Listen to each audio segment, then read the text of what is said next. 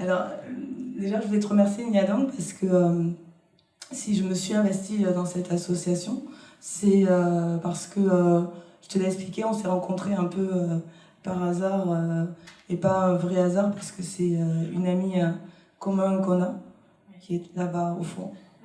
Sophie. Sophie, merci d'être là. Et j'expliquais à Sophie, en fait, que j'avais pas, que du temps de mes parents, il y avait des soirées africaines, il y avait des soirées tchadiennes, et qu'en fait tout ça, ça avait un peu disparu. Et elle me dit, mais je te promets, il y a une tchadienne que je connais, c'est sûr c'est une tchadienne. Je dis non, non, non, il n'y en a pas. Et en fait, elle nous a mis en contact, donc LinkedIn. Et en fait, après, on s'est vus, je suis allée manger chez elle avec ses enfants, avec mes enfants, ses frères et ses frères.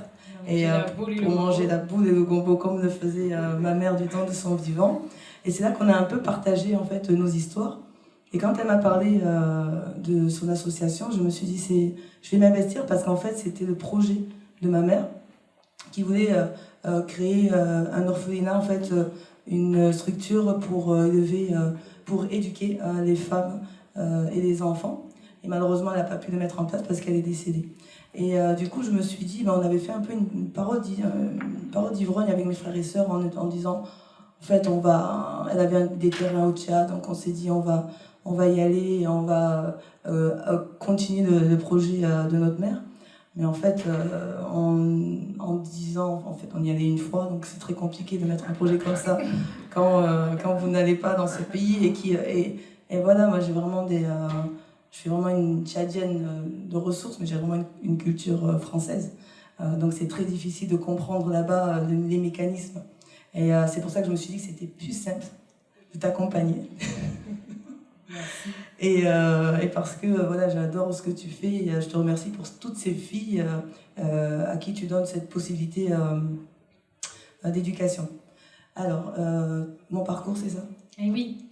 Comment Keidi est passé du slam Non. Explique-moi ton parcours de vie. Pourquoi ce cabinet? Pourquoi tous ces prix?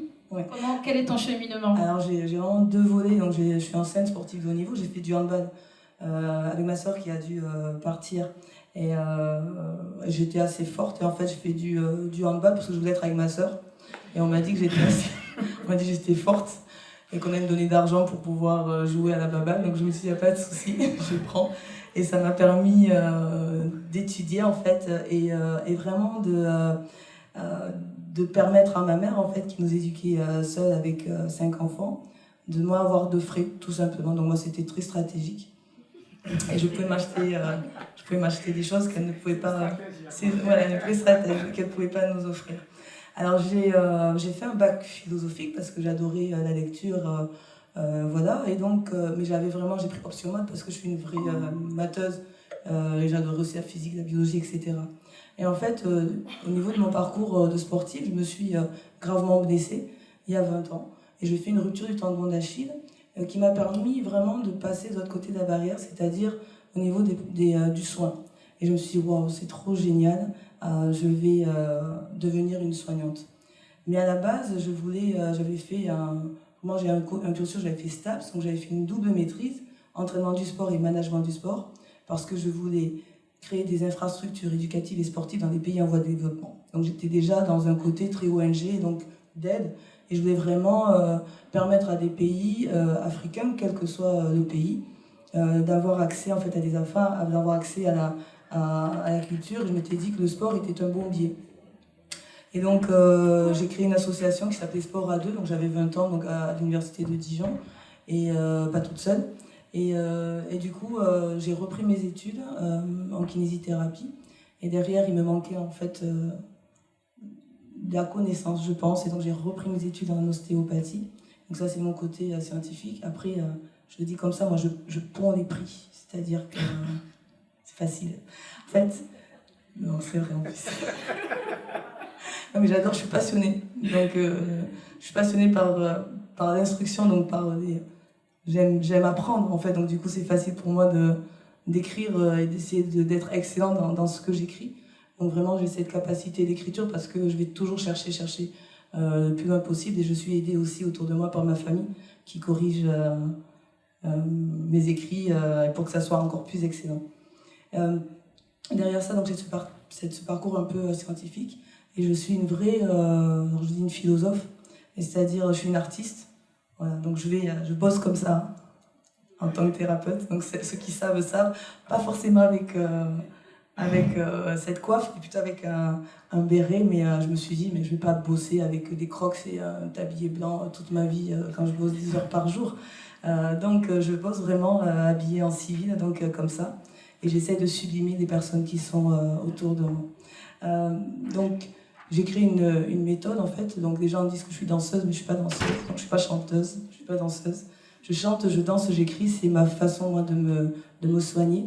Et par contre, je suis une thérapeute, donc j'ai mis en place une technique en fait que j'ai appelée rythme, le rythme inspiré par la thérapie du mouvement, parce qu'en fait je mets en mouvement des techniques kinésithérapeutiques et ostéopathiques. Voilà, donc c'est plutôt scientifique. Mais en fait, on me dit que je danse, donc je dis que je danse. Donc voilà, donc on appelle ça la danse-thérapie, mais je ne suis pas danseur-thérapeute. Alors, moi, ce que je voudrais... je me suis rendu compte, avec tous les échanges qu'on a pu avoir, Nyadang, que j'avais... je cherchais toujours à étudier. Alors je me suis dit, parce que j'aime étudier. Mais finalement, à force de parler de nous, de nos histoires de nos mamans, voilà, qui sont décédées toutes les deux, et de se rendre compte de cette synchronicité qui nous a réunis, je me suis rendu compte que j'avais ce besoin d'asseoir ma connaissance dans un pays où autour de moi, les thérapeutes, les ostéos, les kinés, il n'y a pas beaucoup de noirs, tout simplement. Donc en kiné, je pense qu'il y avait un arabe, un noir sur peut-être 150 personnes. Et j'ai beaucoup de patients qui sont là et ils savent que dans le cabinet, j'ai mis beaucoup d'Afrique pour qu'ils comprennent bien que je suis africaine. J'ai beaucoup de blancs en soins et donc je suis bien contente de leur dire voilà. J'avais besoin de cette reconnaissance en disant voilà, je suis française d'origine tchadienne et aujourd'hui les femmes africaines, d'origine africaine et avec cette culture française peuvent aussi réussir parce que les personnes considèrent qu'au vu de mon parcours j'ai réussi, donc tant mieux. Et si ça peut inspirer d'autres personnes, en fait, c'est top.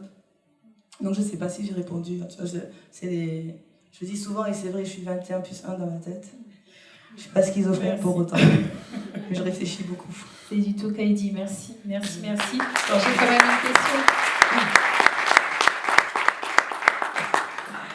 Quel message tu donnerais aux jeunes filles qui t'écouteront si ils ont le souhait de devenir ce que tu es aujourd'hui, simplement? En fait, j'ai une phrase que je dis, j'ai lu, c'est Saint-Exupéry, en fait, Le Petit Prince, et j'ai une phrase j'écris des poèmes aussi, et ça dit « Faire de mes rêves une réalité, voilà là ma propre destinée ». C'est-à-dire que pour moi, en fait, c'est comme si il suffit de rêver à quelque chose, et je vous ai entendu dire plus ou moins la même chose, parce que j'ai assisté à un de vos discours à la remise des prix de la diversité, et j'étais très contente de l'entendre, c'est-à-dire qu'en fait, un rêve peut devenir possible, tout simplement. Et j'ai vraiment gardé cet esprit enfantin, donc un enfant, en fait, tout est possible. Il y a que chez l'adulte, il y a que l'adulte qui dit que c'est impossible. Un enfant, tout est possible. Donc à partir de là, je dirais à toute personne qui veut essayer de faire quelque chose, qui se dit, moi je voudrais être 3 petits points, vas-y en fait, réalise ton rêve, pousse les murs en fait, vas-y, garde cette énergie-là, et c'est possible. En fait, moi, je me lève le matin, si j'ai un rêve, je le réalise, point final. C'est-à-dire, je vis pas à côté de ma vie, je vis ma vie, je vis mes rêves. Et au quotidien, j'ai aujourd'hui 45 ans, et je fais ça depuis que je suis née. Je pense déjà dans le ventre de ma mère. Qui disait, soit dit en passant, et c'est vrai, elle disait, mais de toute façon, tu avais tellement envie de vivre que tu serais sortie de la terre, quoi qu'il en soit. Donc voilà, donc c'est juste faire de ses rêves une réalité. C'est aussi simple que ça paraît fou, mais c'est vraiment possible. Merci beaucoup. Merci.